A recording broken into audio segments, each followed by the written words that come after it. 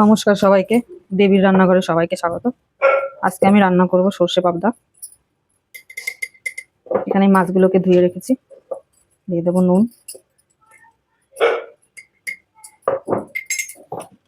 দিয়ে দেবো হলুদের গুঁড়ো,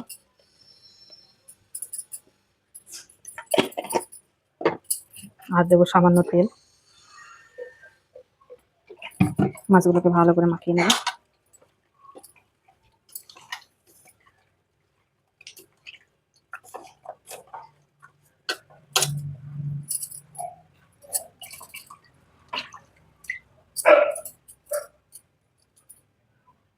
এখানে আমি কড়াই গরম হতে দিয়ে দিয়েছি।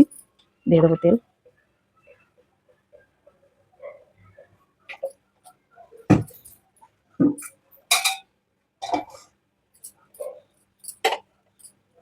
আমি মাছগুলো দিয়ে দেবো।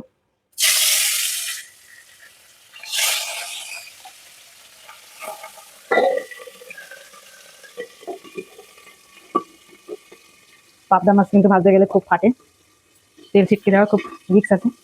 চাপা ঢাকা দিয়ে দেবেন। এখানে আমি সব মাছগুলো ভেজে নিয়েছি, এবার তুলে নেব।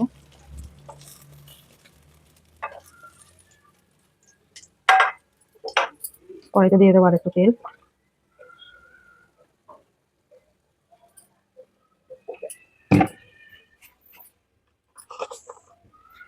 দিয়ে দেবো কালো জিরে। সর্ষে পাবদা বাড়িতে এক একজন এক এক রকমের রান্না করে।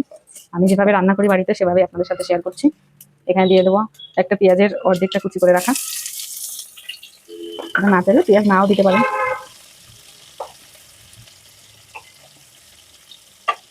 পেঁয়াজটা বেশি ভাজবো না, অল্প ভাজবো।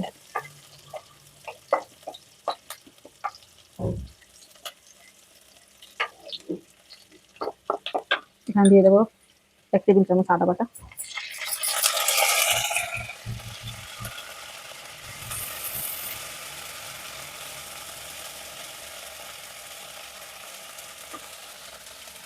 দিয়ে দেবো একটা টমেটো কুচি করে রাখা।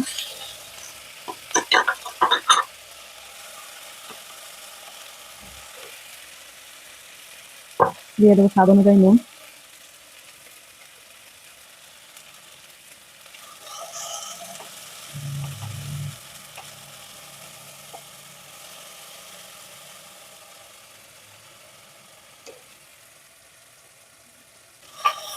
টমেটোটা ভাজা হয়ে গেছে, নরম হয়ে গেছে।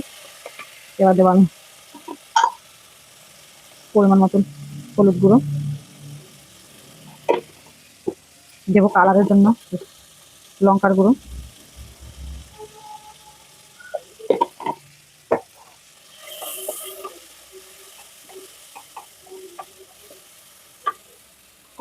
এখানে আমি সর্ষে, সাদা সর্ষে, কালো সর্ষে আর কাঁচা লঙ্কা পেস্ট করে রেখেছি মিক্সিতে, সেটা দিয়ে দেবো।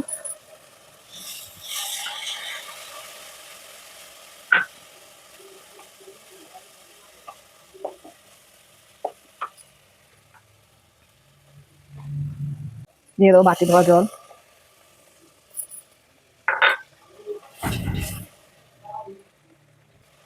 মশলা থেকে তেল ছেড়ে দিয়েছে, এবার আমি দিয়ে দেবো জল।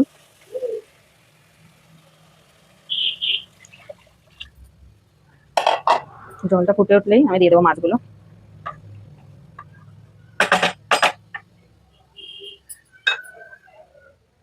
ঝোলটা ভালো করে ফুটে উঠেছে, এবার আমি মাছগুলো দিয়ে দেবো।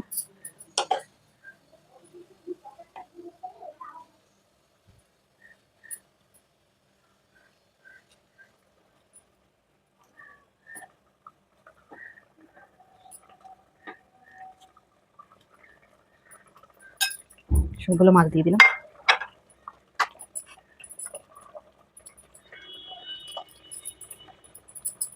5 মিনিটের মতো হতে দেবো।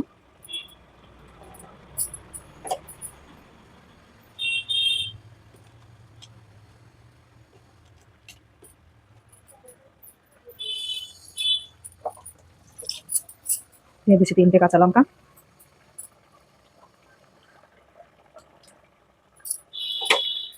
রান্নাটা প্রায় হয়ে গেছে। দিয়ে দেবো সামান্য চিনি। যেহেতু এটা পুরোটাই সর্ষে দিয়ে করা, তাই চিনিটা দিলে টেস্টটা ভালো হয়। আর দিয়ে দেবো একটু সর্ষের তেল।